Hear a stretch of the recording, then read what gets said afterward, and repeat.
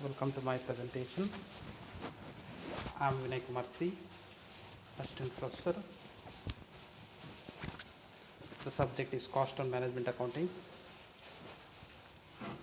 to the become second year. This is the problem we are going to discuss today. From the following is the P&L account of the firm for the year ended 31st 3, 2015. From the last classes, we have taken the problem. Under that problem, we are getting only this information in a single column, but here they are given the information in the form of a ledger. So the left hand side is debit and right hand side is credit. So the column is like this: particular amount, particular amount. On the left hand side, two materials is 48,000, two wages is 36,000, two work expenses is 24,000. Then in right hand side, by sales is 96,000, and the closing stocks are finished goods is 18,000, work in progress are materials 3,000, labor 1,800, work expenses 1,200. Ultimately, the gross profit is 12,000.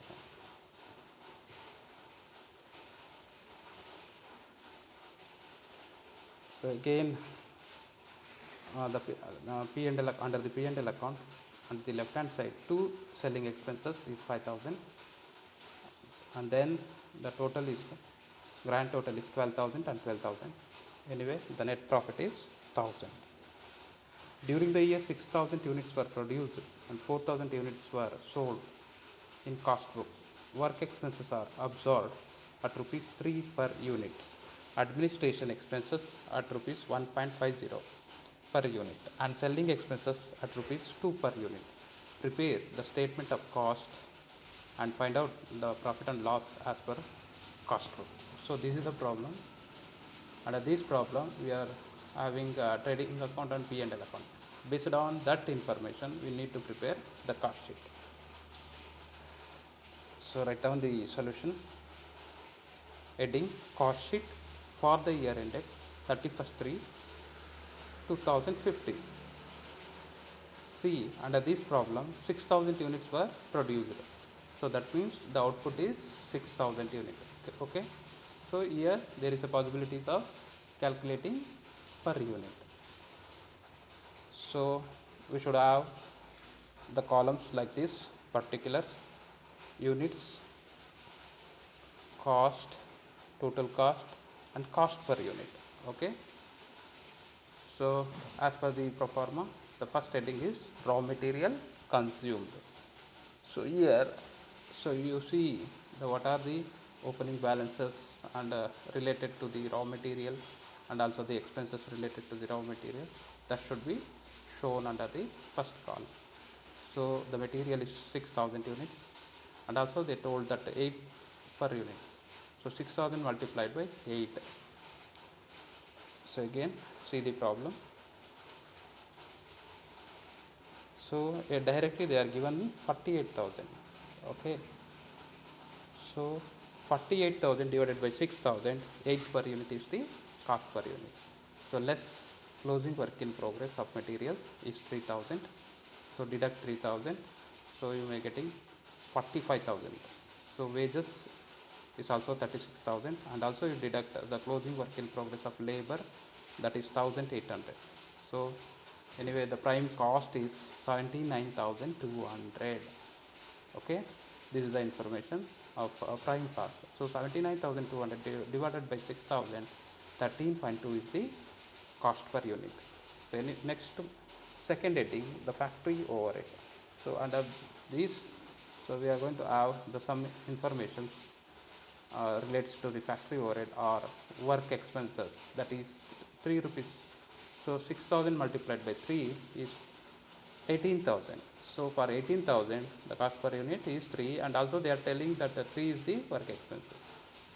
So there is no other expenses. The factory cost is 97,200. Then office and administration overhead.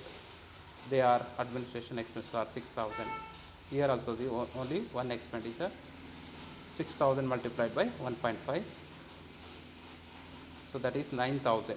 So 9000 divided by 6000, 1.50 is the administration expenses. The production cost is 1,200,000. For this also we need to calculate cost per unit. Then deduct finished goods, that is 1200 units. So 6000 minus 1200 units, 4800. For this, so we need to uh, get the other information, that is cost of goods sold should be 84,960. Okay, so 1 lakh and 9,000, 1 lakh 9,000 minus 84,960, so 21,240 is the finished goods, right? Then the selling and distribution overhead, they are selling expenses is 9,600, and also here the units is reduced to 4,800 because finished goods is 1,200.